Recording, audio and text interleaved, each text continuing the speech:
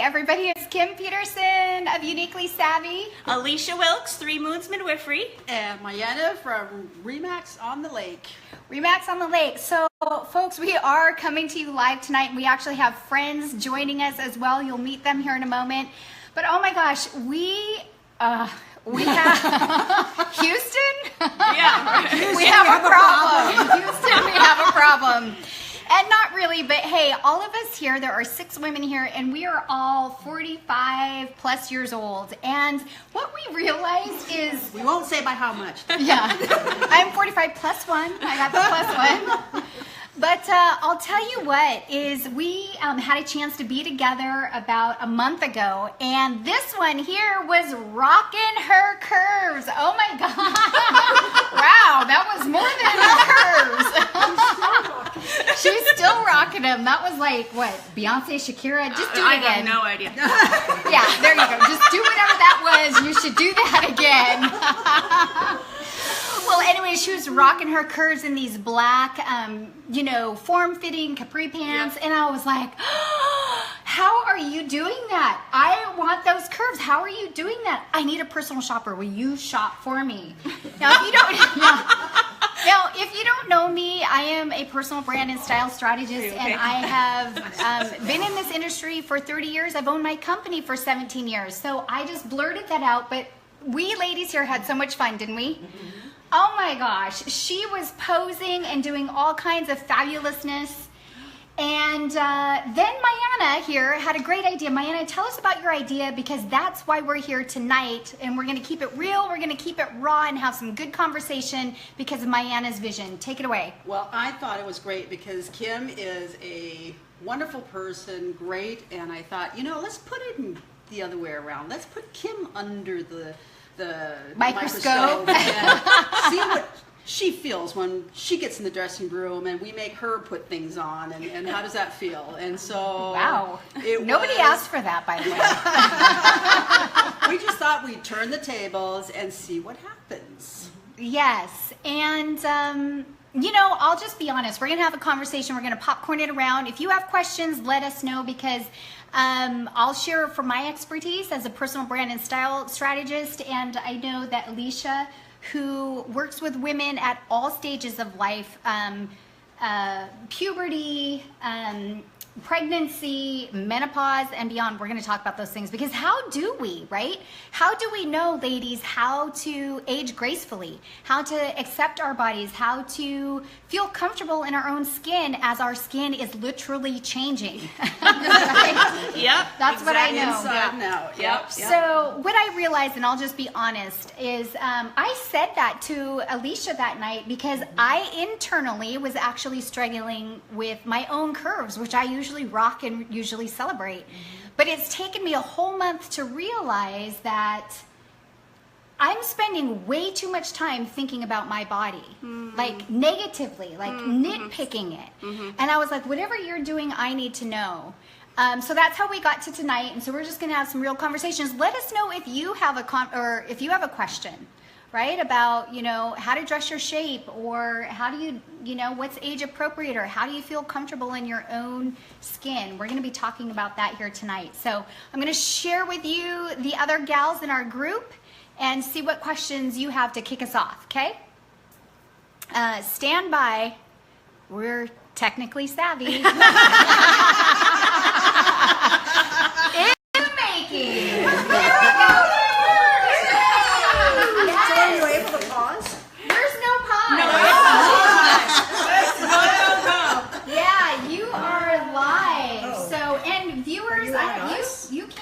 This, hold on, back to me. But here's the reality: is I am actually gonna. Oh, look at my. I'm 46 and I don't even know how to put on readers. Look at that. Can you help me? Anyway, I'm trying to get back to the ladies because I got my readers, because if you ladies have questions, we want to be able to read them, and I can't see. So. Like Ben Franklin. I know.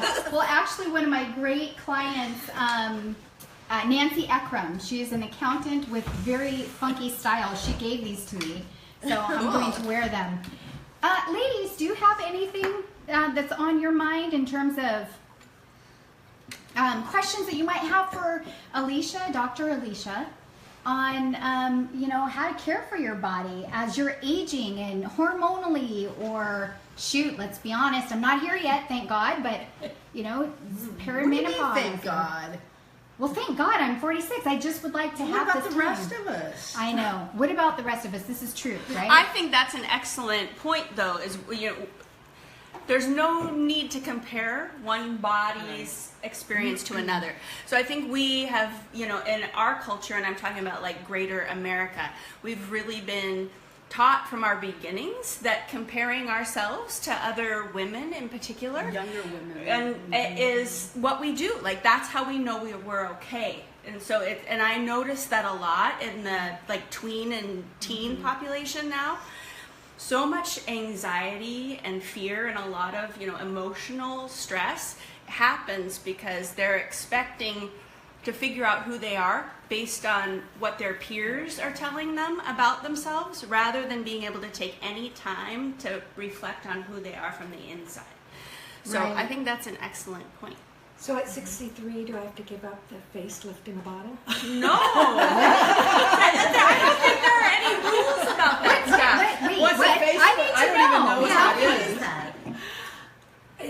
It's oh gosh. Facelift in a bottle? Oh, it's a serum that's just, I think, Is that what you use? Because whatever you're using, I want to know. It works. So, well, yeah.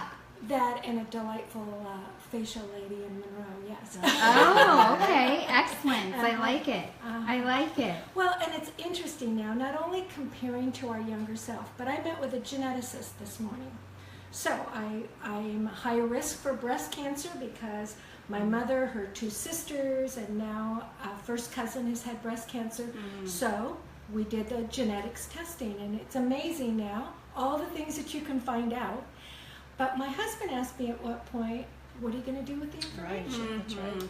Well, Wow. I don't know what the information is going to be, but questions that 5 years ago, 10 years ago, we wouldn't even have had to think Right. about or deal with. But now, as more and more information becomes available to us, what decisions we might be making. Some that are clear, evident, yeah, okay, that's a no-brainer. Others that maybe are not so easy.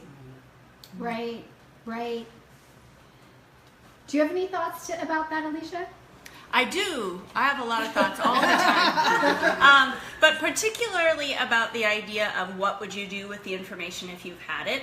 I think I speak to that a lot, especially with the pregnant folks that I work with, because there's so much screening or testing that people are is available to them, and there's a lot of pressure. I think not just about our bodies, but there's a lot of pressure to know the whys. Why? But that doesn't necessarily make for a happy, healthier lifestyle, right? So I spend quite a bit of time with people of all different ages, but especially pregnant folks, addressing like, this is the information that may be available to you, but what would you do with the information if you had it? Would it change your plan? And more importantly, I think a lot of the time, is would it negatively affect your emotional, mental, or physical health? Because that anxiety or fear is real, and it has a real effect on how our bodies work and how we relate to our bodies, which is just as important. Whew. Yes, and I'm just going to ask, does anybody, and let's just be honest, do any of you gals struggle with relating to your body? Or is it just me at this point? And I'm not kidding. It's just you. Is it just me? No, Kim, it's not just you. Yeah. I think exactly the point that you made is that there's such a pressure from the outside we have to be a certain body type, we have to be a certain weight, we have to be has to be a certain look, and in America we obsess about youth. We have to look at forever youthful and no wrinkles and all of this stuff. We have face tucks, boob tucks, whatever kind of tucks to make us look this, that, or the other thing. And I think it's really important to kind of maintain a sense of you and accepting you for what you are. And yes, we have gray hair because we've experienced a lot. We have this, that, or the other thing, and that's just who we are. I think I think that's the hardest thing to do, because I think you had just said earlier that younger women are comparing themselves to their friends, but I feel like, you know, I compare myself to what I looked like 10 years ago, what I looked like, maybe not 20 years ago, because I know that's pretty unrealistic. But It's amazing what can happen in 5 years. Right? yeah. So And it's hard. That's hard to see, but still be accepting of the fact that we are aging. Everybody ages. It is inevitable for everyone, but accepting that and living the best thing you can be. We get depressed because we pine for the past. We get worried because we worry about the future. But if we're really happy, we really accept who we are today. Yeah, and I'm just gonna, I don't know if you people are gonna like me, but I'm gonna be honest, I'm gonna flip this around here. And if you're just joining, or if you haven't been with us much, I am Kim Peterson of Uniquely Savvy, and this is Dr. Alicia Wilkinson. And again, if you have any questions about how to grow old gracefully, or, you know, if you're having questions, whether you are a teen watching and you are wondering about, you know, this transition into puberty, your midlife, I'm 46, or if you have body image questions or anything for us, we'd love to answer. And we have great gals here to support you as well. But I'm going to be honest, okay? I just turned 46 years old. And again, the reason why I was like, oh my gosh, I mean, you did look amazing. I will post the pictures in this thread to show you how amazing this girl looks. And not only that, her confidence and her giggle and her fun. It's so beautiful. It's one of the things, one of the traits I've admired about you since the time I met you, honestly. Thank you. Yeah, you're so welcome. But in this last month, I realized that in terms of accepting your body and what is, and not comparing ourselves to what was and what could be, is in that I am learning for myself. I also have choice, right? No, my body is not the same. But girls and guys, I just started kickboxing like 4 weeks ago. I have a long way to go, let me tell you. I'm trying to find... I can do planks. Yay! Yeah, I mean, come Good on. work. Can you girls do planks? I can, but You only can? for like 20 seconds. Yeah, when I first started, I had zero ab strength, and I could not do it at all. And now I'm at like a minute 30. Ooh, that's Yeah, awesome. yeah. So that feels good, but my body is changing and it's shifting, and that is okay. But I also am recognizing I have choice. Right? Yep. I want to celebrate my body. I want to celebrate my curves. If you're hearing me, I love my curves. But they're a little, what I'm noticing, or let me tell you how I'm feeling, and do not judge me, do not judge me. But I feel like I'm a little, yeah, but I feel like I can have a choice to be more healthy, to be more fit. Like I want to tone up these curves. And so that was my realization is that yes, I can accept my body absolutely, but what can I do to make a difference and impact change for myself? And no one's going to want it more than me, right? Now, I have never done kickboxing. I have not been in a gym weightlifting since college until I just started with my husband. He's my trainer. How crazy is that? But he's doing it, and he's nice, and that's he's awesome. really good. Yeah, and trust me, he sees my body. Yeah. Nina's looking at my booty over here, like, what's going on? no, I'm thinking, how could you look so good if you haven't even been in a gym since college? Oh, well, thank you for these clothes. No, it's not just the clothes. It is. If you think I look good, look, she's nodding her head. Deanna's saying yes. I know how to camouflage, you know, the things I want to low light and accentuate the things I want to highlight. I'm good. I'm really good at my job. And so that's what I do. So you don't see me wearing... Hollywood tape. Yeah. You don't see me doing a lot of things that, you know, aren't necessarily flattering my shape, right? I think I would like to speak to what you were saying. I would like to emphasize that it's not like black or white. Like Yeah. you can like be in the moment and accept where you're at now. And acceptance doesn't mean that you're not going to do anything, that you're not going to make a choice to change. Yeah.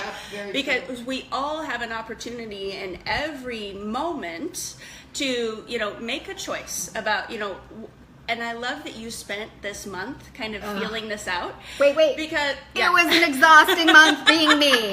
Exhausting month being me. To figure it out. Yeah, because that self-reflection piece is what I see is missing a lot in the folks that are like plugged in all the time. Yeah. Where like you're getting your input from Instagram or Snapchat, Or the number of likes on your Facebook page. Or that you're not getting up. How do I actually feel in this moment? And Yeah. if you feel like you're not as toned or fit as you want to be, or you can't walk up the stairs without losing your breath, and that's uncomfortable to you, then you always have the choice to do something about it.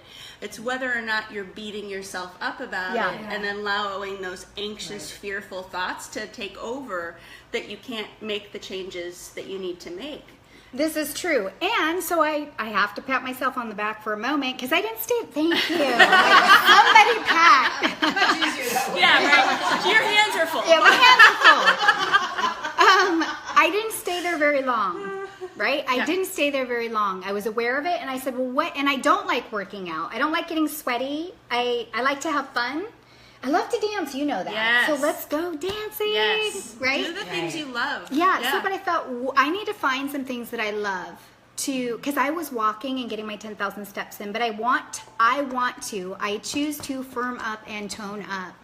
And so I did that, and I've been to this kickboxing for 4 weeks, in the gym now for a couple of weeks, and I'm going to kind of push myself just to see what my body can do, right? Because I have never tested it in that sense. Like, what can happen if you are consistent, right? I mean, I know what can happen, but in other areas. So anyway, that's really, really fun. But I'm just keeping it real. And I do want to say this, is that I was getting my hair done the other day, and I was asking this darling gal who's a millennial. And she's curvy. And I was like, wow. Again, I was celebrating her curves. I'm curvy, know that. And I'm not knocking my curves. And she was wearing white pants and curvy. And I'm like, what kind of pants are those? I need to know those are magic pants. And the reality is our bodies are different. She's more muscular. She's curvier than me. She's probably a bigger size than me and probably weighs more than me. But she's more toned than I am. And she was beautiful. We had an authentic conversation the whole time, and she was educating me about such and such. And I said, well, how do you feel about your curves? And she said, I'll be honest with you. Yeah. She said, I will be honest with you. She said, I love the way my body looks, and my boyfriend loves my curves. And she was all into it like this. But she said, you know what? My body doesn't like my curves. She said, my body is tired. And she's 20, young 20s, maybe 25. She said, my body is tired. And she said, I don't want to ache the way I do when I'm going up some stairs and this and this and that. And it just was beautiful perspective, right? Oh, I got a Deanna. She's so wise over there. She's saying,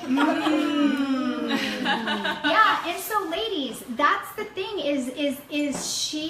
I was like, wow, you gave me permission to say, yeah. And I chose, just like she's saying she would choose, and she wants to choose because she loves her body. She said she can look beautiful and curvy as she is, but her body is starting to rebel against her.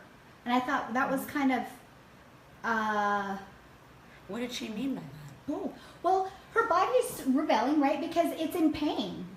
She's working harder from carrying extra weight. Carrying extra weight. Yeah. So she was just being honest. She's like, hey, no problem. She said, it's just, I'm carrying extra weight. So it's harder for me to, she's like, I want to go on a hike. Or if I'm just, she's like, I'm winded if I'm walking down a couple of blocks. Well, and then you go back to talking about culture and what's important in culture until we change our own dialogue and our own priorities and our own reasons for taking that walk, doing what we do, then we're not going to be able to change the conversation. And that's an important conversation to change. Those are important things to think about, our own health and well-being as opposed to what she might think or how many likes I'm going to get. Yeah. And I think it's also, I like to offer folks the perspective that how you feel, like emotionally, spiritually, about what you're doing for your body has a dramatic impact on how it works. So if you're going to the gym 5 days a week, working out for a half hour, an hour, whatever, but you're not enjoying it, you don't get the same benefits from it, because your brain chemistry is different, which affects your gut, which affects how you absorb nutrients, which affects how you build muscle and what you do with your fat. Like, it's compounded. So if you're doing work, like, you can be, strong in your body and have good muscles and still, not be healthy in an integrated sense. Because bodies are really meant to be holistic and have all of those aspects addressed. So how you feel about what you're doing really, really matters. Same thing for what you eat, and same thing for what you wear. Yeah. Which you would know more about than I would. Yeah, let me speak to that really quick. And wait, no, just tell me. Just the point that, you could go to the gym and go on the treadmill, but maybe it's not as enjoyable as being outside on a hike. Yeah. So, which is better? If you're getting like a harder workout on the treadmill versus the hike that makes maybe just flat, but you're getting that fresh breeze, or you're seeing, trees, or like a little animal run on. There's so much more than just the physical part that the benefits that you're getting is what I'm hearing you say. And you know what? I'm gonna flip it over to you, Carolyn, really quick. Yeah. But I just want to add to this that I just learned this when you're talking about outside with nature and the breeze and the birds or whatever in the forest. What I learned from my beautiful friend who is a psychologist, she said, "Do you know that you actually engage more, obviously your mind, body, and soul, but it's more productive, it's more effective to take a walk." Say out in the woods with your friend, because you're engaging relationally with the senses, you're seeing things, and you're also working your body. It's brain research, science, and I need to look into that so that I sound a little bit smarter, but you're absolutely right, And Caroline, what were you going to share? Well, there's a couple of points. I love the outside because it is mind, body, spirit. I go very early in the morning, even ideally before the sun rises, and that way you can laugh, you can cry, and your reward is the sunrise at the very end of it. Wow. So that's what's actually kept me from going into the gym. But when I look back at where I was most successful is when I was going to the gym. I would get up at 4 a.m. I'd be in the gym at 5. But I was not there to exercise. I had this huge stack of books that I'd been wanting to read. I had all this stuff that I wanted to catch up on. So I would get on an elliptical or a bicycle for an hour, and I'd read my books and listen to my tunes, and just, that was my time. And the weight literally fell off, and the exercise just happened. So Wow. So when I look at where I am right now, I know I need to start it's really more a reminder that I quit taking that time for myself and making myself a priority. That as hard as it may be to get up at 4, actually it was easier to get up at 4 than it is to get up at 5 for some reason. But I just wanted to be in there. The reason I go at 5 is because that's when all the people that literally roll out of bed, go into the gym, they don't care how they look, everybody just kind of ignore, it's like an unwritten rule. Nobody talks to each other, or if you do, you're just saying hi, and your hair could be, you're just there to get it done. And it made such a difference at how the whole day goes. And just having that done, you've got a pretty good workout done before you're fully awake. And so you can just get on, you're out of there by 6:30, and literally I dropped like 25 pounds like nothing. Wow. And how fun it was to walk into a dressing room, and it's like, no, I guess I need the extra small. Nice. Which Congratulations. So I want to get that back. I mean, I need to go back to that, but I'm not going to beat myself up. There's been a lot of life happened, to get me where I am now, but I know I can take control, starting tomorrow. Anytime, I know what to do. It's just making that decision and that commitment to myself that you're going to get in there and do it. Nice. So. Yeah, I like it. Okay, viewers, we are going to wrap up here shortly, but if you have a question again for Dr. Alicia Wilkinson. Wilkes. Why do I always That's call you okay. Wilkinson? I don't know. You know why? Because I was thinking of Lenny. shaving thing? What was this? Dr. Alicia Wilkes, she is with us live tonight for many reasons. She's going to style me here shortly, but she's also here to answer questions that you may have, again, about... And health issues, body issues, how you feel in your body, how you'd like to feel in your body, anything. Yeah. I'm open. She's open. She's a wealth of knowledge. So if you have a question for us, plug it in. I've got my readers handy so I can see that. Because you're older now. Because I am older. You're 46. I'm 46 and I'm feeling it. So we're going to wrap it up. But if any of you have just a nugget, just one tip that helps you gracefully age or encourages you or supports you or whatever, feel free to share it. And if you don't, that's fine too. But, I just appreciate all of us being here. So anything?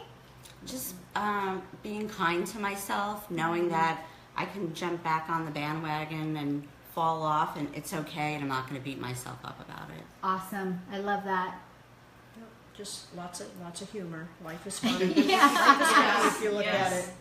Yes, I love it. I'm gonna figure out. I'm new in this right now. It's just being honest. It's because you haven't hit 50 and you don't care. I'm starting to care, but I want to figure out. No, but how you won't to care after 50. You don't care what everybody thinks. That's part of the secret. Oh. You haven't joined the next half century club. Oh, I see. So I have that 4 more years. So 4 more years. Because we can finally express our humor, and if people laugh, that's great. If they don't, that's fine too. They can go somewhere else. We crack ourselves up. Yeah, no, I love it. Yeah, we just have fun. I mean, And I think of what an opportunity. We were talking about generations before we started our live cast here.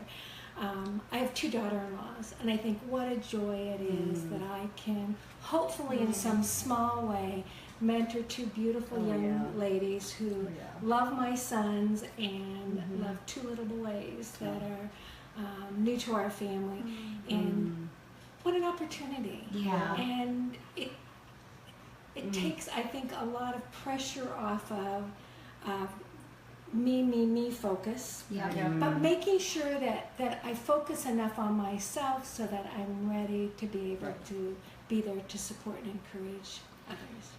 That is so good. I just want to echo that really quick. Support and take care of yourself first so that you have the reserves to take care of others.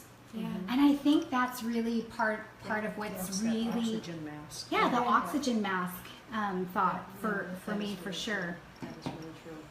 Anything over here, ladies? I'll have you. I was just gonna, so about the taking care of yourself, everybody knows that, we've all heard it, but figuring out how to embody it and make it work for yourself can be so challenging for folks. Yeah. Because so many of us, we have the goal of taking care of the people around us and, being loved. And for a lot of us, we put a lot of pressure on ourselves to, have friendships that are meaningful and maintain relationships with our significant others or be parents or care for parents. And so figuring out what that means to take care of yourself can be a journey, and it can change. So when I hear women, especially in their late 40s, 50s through 60s, who are talking about wanting to get back to something that they had or that kind of thing, I always like to offer the perspective that it may not be what you had, but you get to come back to that, address that issue or that thing in your life with all of the knowledge and wisdom and perspective. So it's like a spiral to me. Life, you keep revisiting the same issues and you get the same learning opportunities, but you come around to it with a whole new perspective and a whole bunch of extra tools. Yeah. So it's not about sameness. It's really about taking the elements of what you appreciated about that aspect of your life and bringing those along and leaving the things that weren't helpful. Because often when we come back around, there's a lot more grace and kindness. Exactly. That we just have for us that first time around. Yeah. And being able to address that self-care issue through that lens, I think, is really a challenge for folks. Yeah. But it's worth it. And partnering with other women who are mentors, folks who have been through it, that's why this, you know, like postmenopausal crowd can be so awesome, because, you know, they just don't care as much about what other people think. And like I don't have the energy. No, and it's like you've been there, done that. You know, you've been in that world of doing for others without the resources, right? And that's like what mothering is. And we don't all, you know, birth children, but we all mother those around us. But being able to step into that power of, you know, I'm not having to, you know, carry this creation in that way in my body. I can gift it to the world in a really meaningful way now. That's how I see like that, you know, strong postmenopausal warrior goddesses. Nice. Yeah, wow. I want to step into that. Yeah. Diana, did you have something? I just want to tag on to that because it's really true. After a while, you learn how to focus and prioritize and really kind of weed out all the stuff that's just really not important. Come on, you can get people to, you know, you can get upset about this, that, or the other thing, but really, let's concentrate. Let's have humor. Let's have jokes, off-the-wall humor, whatever it is to make people laugh, because I do think also what Alicia said, it's really how we perceive ourselves, our mental state. ASICS, the corporation that makes shoes, their motto, ASIC stands for Anima Sana Corpora Sana, and that means in a healthy a mind is a healthy body, and without graciousness, without kindness, without humor, we tend to get sick if we get bitter or whatever. That is going to adversely affect our health.